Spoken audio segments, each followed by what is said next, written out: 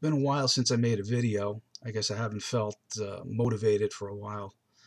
But I just read something online today on foxnews.com that has motivated me to talk about something again. I just read that the Democrats, the perpetually butthurt losers of the 2016 election, are now trying to conspire to create a way to circumvent the Electoral College. They're trying to create some sort of an interstate popular vote compact that will get various states to pledge their electoral votes to vote a certain way, irrespective of the way that the residents of each of these states have voted. It could be a state where the majority voted Republican, but because they have compacted and agreed to pool their electoral votes and give them to the Democrats under certain circumstances, that's the way it will go. I got to say, the Electoral College may be flawed, but it's been with us since the beginning of the country, since the very first presidential election. It was put there for a reason. Imagine a scale that is a tipping scale with apples and oranges. And then somebody throws a pineapple onto one side. That's what the Electoral College was created to prevent. Somebody throwing a pineapple onto the scale. Now think of the state of California as being that pineapple, or the states of California and New York combined together as being two pineapples thrown onto the scale. We already know, based on the electoral map, that we have certain red states and certain blue states. And the electoral map right now currently favors the Democrat Party. It has probably the better part of the last 50 years. Now, they're crying and complaining right now that the Electoral College wasn't fair to them. And because it wasn't fair to them, it needs to be abolished. Keep in mind that if the 2016 election results had been the opposite of what they are now, that is to say, that if Hillary Clinton had won the electoral votes but lost in the popular vote, you know what all of these liberal pundits and politicians and news media types would be saying to us right now? They'd be saying, get over it. You lost, we won. This is the system. It's the way it's been for over 200 years. Just get over it. But that's not what they're saying right now, because they're the ones who lost.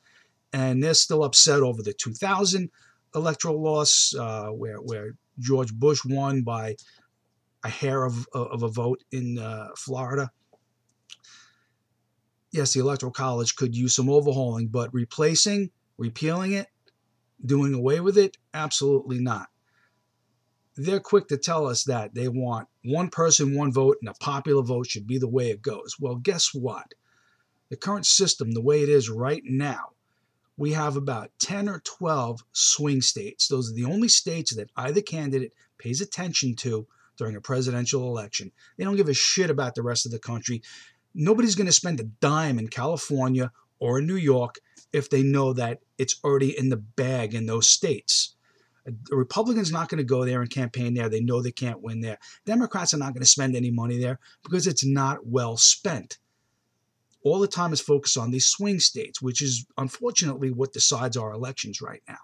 And if you think that that's bad, if we switch to a popular vote, we're going to switch to a system where there's 3, maybe 4 swing states.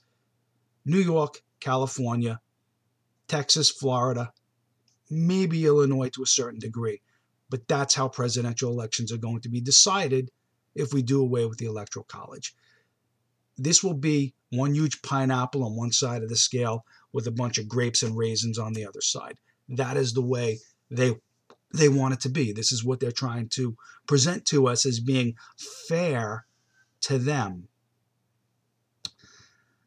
Now, if the Electoral College is unfair in any way, it is patently unfair to the Republican Party, because the way the electoral map is laid out, it's almost undoable for a Republican to win. In the beginning of the 2016 election, what was everybody talking about in the news media, in the news cycles, night after night after night? They were putting up their little electoral maps and drawing out this whole map to 270, and they were showing us and demonstrating to us and telling us it was physically impossible for Trump to get 270 electoral votes. And guess what? They did the same thing in 2012 and in 2008.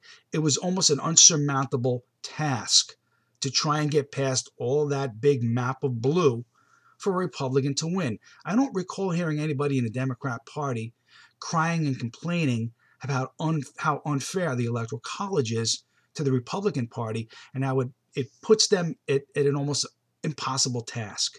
What irritates them and what infuriates them is that Donald Trump actually beat that system. He did what everybody said he wasn't going to do. He got 270 and above. Now, you want to start talking about the popular vote, and Hillary Clinton got 3 million more popular votes. Again, if you remove California from the equation, there goes those 3 million votes. If we were having this election with 49 states, he would have won handily with a huge disparity in popular vote as well. But because California is a packed red state, and it's the last state usually we get the results in because it's all the way west, and their polls close last, except for maybe Hawaii.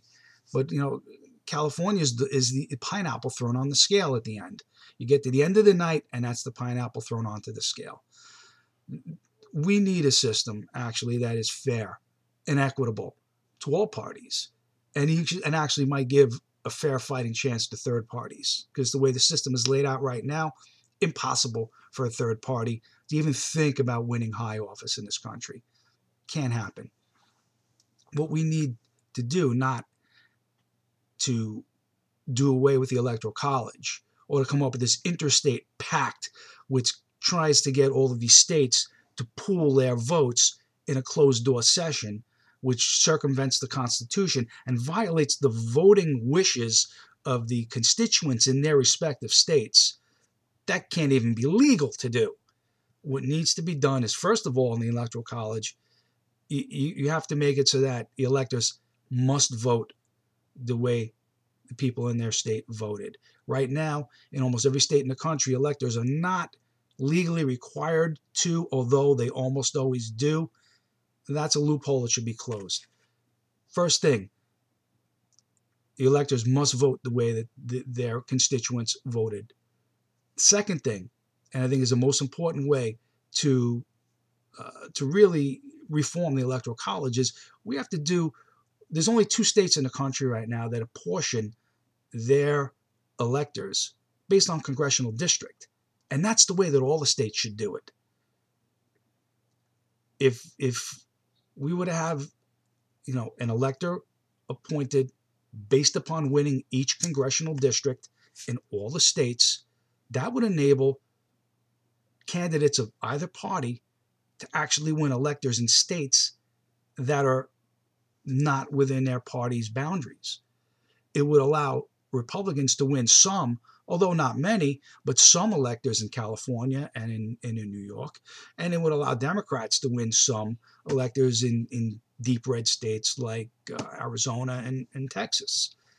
This is what we should be doing here. And this is not the only reason we're having this conversation, to be honest with you, is because, as usual, liberals still can't get over the fact that they lost, and they don't like not being in charge, and they don't like things that they don't like becoming law.